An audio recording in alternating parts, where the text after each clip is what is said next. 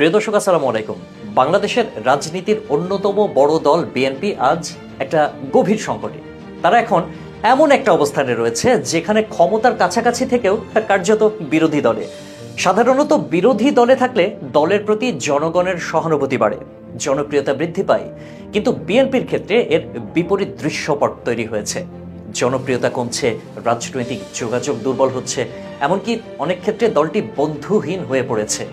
অন্যদিকে বর্তমান সরকার, যাকে বিএনপি প্রত্যক্ষ বা পরোক্ষভাবে প্রতিদ্বন্দ্বী মনে করে, অর্থাৎ ডক্টর মোহাম্মদ ইউনূস, তার জনপ্রিয়তা আন্তর্জাতিক ও ঘরোয়া দুই পর্যায়ে বাড়ছে। সাধারণভাবে সরকারে থাকলে জন আস্থা কমে, কিন্তু ডক্টর ইউনূসের ক্ষেত্রে ঘটছে ব্যতিক্রম। এটা বিএনপির জন্য রাজনৈতিকভাবে অস্বস্তিকর একটি বার্তা। মিডিয়া ও সুশীল সমাজ, যাদের বড় একটি অংশ একসময় বিএনপি পন্থী হিসেবে পরিচিত ছিলেন, তারাও এখন অনেকটা মুখ ফিরিয়ে নিচ্ছেন। বিশেষ করে ভারত ঘেঁষা নীতির অভিযোগে বিএনপি আজ নিজ ঘর থেকেই প্রশ্নবিদ্ধ। তদুপরি দলের অভ্যন্তরে গ্রুপিং ও নেতৃত্বের দ্বিধা বিভক্তি দলের শক্তিকে আরো দুর্বল করে তুলেছে। সুস্পষ্ট সিদ্ধান্তহীনতা, নেতৃত্বহীনতা এবং সংঘবদ্ধ কর্ম পরিকল্পনার অভাব এখন স্পষ্ট। বিএনপির রাজনীতির মূল ভিত্তি ছিল জনগণ, কিন্তু চাঁদাবাজি, দুর্নীতি এবং ভারত ঘনিষ্ঠতার অভিযোগে সেই ভিত্তি আজ নড়বড়ে। বরং এই শূন্যতার সুযোগে ইসলামী ঘরানার দলগুলো জনসমর্থন বাড়িয়ে নিচ্ছে।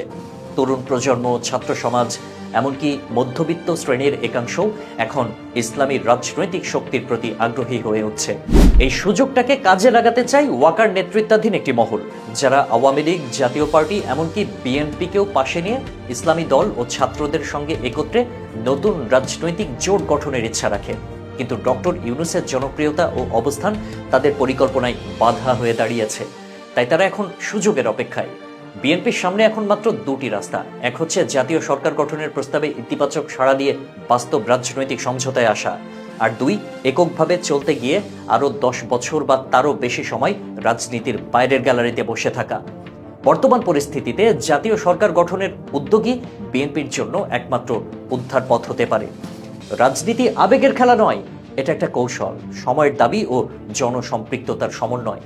বিএনপি যদি সত্যিই জনগণের শক্তি নিয়ে ফিরতে চায়, তাহলে তাদের উচিত হবে আত্মসমালোচনা করে নতুন নেতৃত্ব, স্বচ্ছ ভাবমূর্তি ও সুদূর প্রসারী পরিকল্পনা নিয়ে সামনে এগিয়ে যাওয়া। অন্যথায় ইতিহাসে তারা হয়ে থাকবে এক বিলুপ্তপ্রায় রাজনৈতিক অধ্যায়ের নাম।